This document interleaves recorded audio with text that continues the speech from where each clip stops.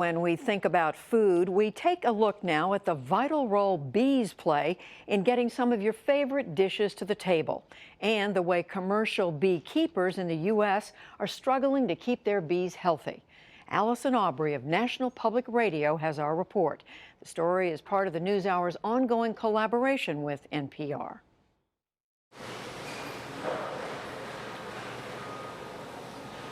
That's good clover honey.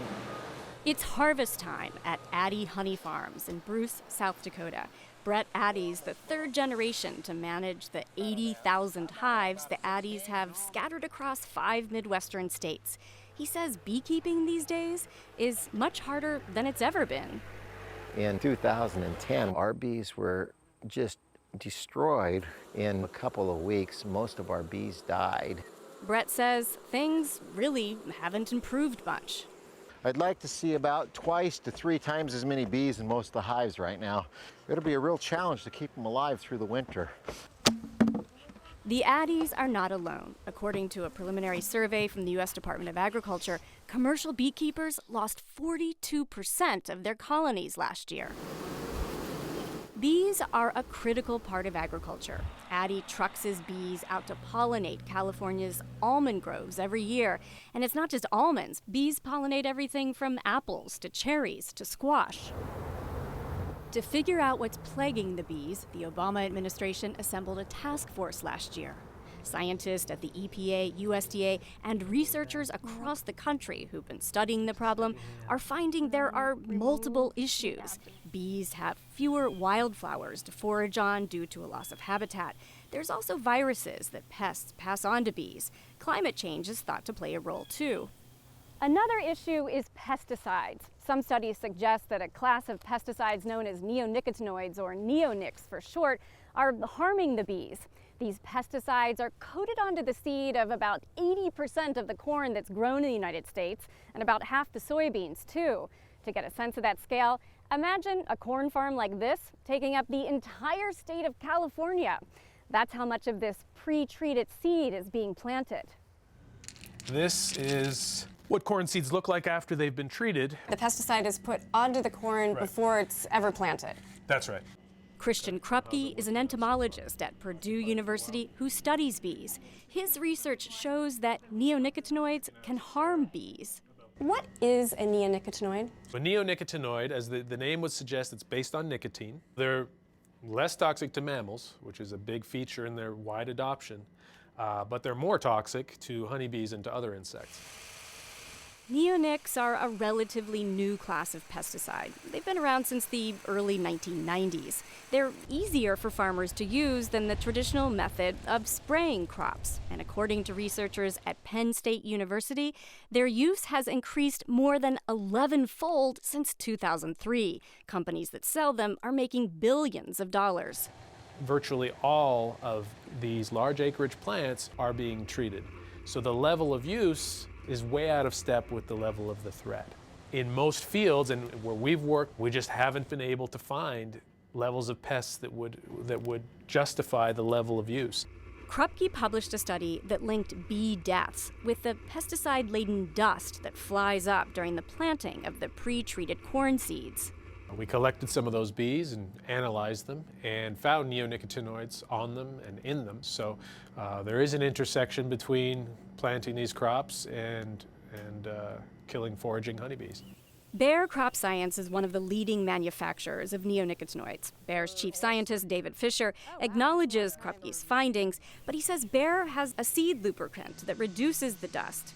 He says that outside these acute exposures, neonicotinoids are not harmful to bees. We've done those studies, and those studies basically show if you spray the product, it's not safe for the bees. If you apply the product to the soil or as a seed treatment, the level of residues that gets up into the plant is in a safe range. Christian Krupke is not convinced. We find these pesticides in the water. Bees drink water. Plants use water.